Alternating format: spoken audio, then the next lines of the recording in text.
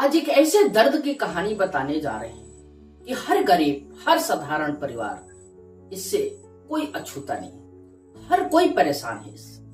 जब हमारे अपने हम कभी बीमार पड़ते हैं और जब हम इलाज के लिए जब अस्पताल चले जाते हैं, किसी निजी हॉस्पिटल में चले जाते हैं, किस तरह से हमारे साथ लूट होती है, ये उम्मीद से आपके परे होता, किस तरह से हर जगह जगह पर आपकी लूट हो जाती है। जितने आप सीरियस होते हैं उतने ही डॉक्टरों के मेडिकल स्टोर के लिए आप एक लूट का जरिया बन जाते हैं, एक कमीशन का जरिया बन जाते हैं और सब इससे वाकिफ है।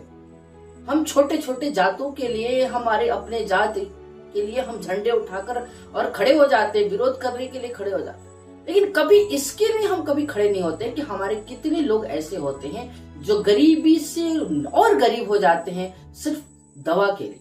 क्योंकि एक गरीब और एक साधारण परिवार के लिए उसके सबसे बहुमूल्य कोई चीज होता है तो उसके परिवार होता है, और वो अपने परिवार को बचाने के लिए हर संभव, हर कुछ करने के लिए तैयार हो जाता है, हर बात मानने के लिए तैयार हो जाता है। और वहीं से शुरू हो जाता है लूट की कहानी। बीमारी आपकी, दर्द आपकी, तकलीफें आपकी, लेकिन डिसाइड कौन करता है, दवा कौन लेना है, वो मेडिकल स्टोर करता है और वो कंपनियां तय करती है कि आपको दवा कौन से खानी है। वो आप नहीं तय करते हैं। एक कपड़े की दुकान पर जब हम जाते हैं तो हम ये डिसाइड करते हैं कि हमको कौन सा कलर, किस ब्रांड का कौन सी चाहिए, हमको सस्ता वाला चाहिए, महंगा वाला चाहिए। लेकिन आप हॉस्पिटल चले जाते हैं, आप इलाज के लिए किसी डॉक्टर के पास चले जाते हैं तो ये आपकी जो विचार है, जो आपका मन की इच्छाएं, वो वहां पर काम नहीं करती। वो आपकी एक लूट की व्यवस्थाएं बना लेते हैं हॉस्पिटल वाले, और फिर आपसे लूटना शुरू हो जाता है। चेकअप के नाम पर दूसरी जगह आपको चेक नहीं करा सकते हैं, आपको ब्लड जो भी जांच कराने उसके आसपास ही, वो जहां बताएगा वहीं पर कराना है। अगर कहीं गलती से आप करा कर ला दिए तो वो आपको मान्यता नहीं करेगा, और वहां पर कोई भी प्रशासन, कोई भी सामाजिक, कोई भी लोकतांत्रिक व्यवस्थाएं काम नहीं करती, सिर्फ हॉस्पिटल वाले का ही काम करता है। आप वहां पर तड़प तड़प के मर जाएंगे, आपको कोई सुनने वाला नहीं। आपको अगर डॉक्टर ने पुर्जा पर लिखा तो आपको उस डॉक्टर का वहीं पर दवा मिलेगा जहां वो मेडिकल स्टोर फिक्स किया है, और वह हर अक्सर जो है वो ब्रांडेड दवा ही लिखता है। जो 10 का दवा है जेनरिक में, वो 80 का मिलता है, वो 80 का ही दवा लिखता है, और गरीब इंसान जो है उस दवा लेने के लिए मजबूर होते हैं। और यही कारण है कि और गरीब से और गरीब होते जाते हैं। हमारा भारत जो है दुनिया का सबसे अधिक जेनरिक दवा बनाता है, जो अमेरिका सबसे अधिक निर्यात करता है। अमेरिका जैसा देश जो है 80%, 90% जेनेरिक दवाएं वहां पर चलता है। 10-15% ही ऐसे जगह है जो वहां पर जेनेरिक और ब्रांडेड दवाएं चलती है। लेकिन भारत में 80 से 90% जो है ब्रांडेड दवाइयां चलती हैं। इसका मुख्य कारण क्या है कि उसमें ब्रांडेड दवाइयों में डॉक्टरों को 80 से 90% कमीशन होता है, मेडिकल स्टोर का कमीशन होता है, और वो जो है उस कमीशन से बड़े बड़े फ्लाइट खरीदते हैं, बड़े बड़े देशों के टूर करते हैं और लग्जरी लाइफ जीने के लिए कार्य करते हैं। लेकिन गरीब को शोषण करके, गरीब को छीनकर, गरीब को तड़पा कर, मार कर। लेकिन आज भी कहा जाता है कि स्वास्थ्य जो है सेवा है। स्वास्थ्य सेवा नहीं है भारत के लिए, स्वास्थ्य जो है एक हड़पने का, एक डकैती का अड्डा हो चुका है। और हम भी उस दर्द से परेशान एक दिन हुए हैं, और हर कोई इस दर्द से परेशान है। लेकिन इसके लिए कोई कुछ नहीं बोलता, कोई कुछ नहीं, सब शांत है। जितने नेता हैं सब कुछ शांत होते, पूरी सिस्टम शांत होता है, धड़ल्ले से पूरा सब कुछ चलते रहता है।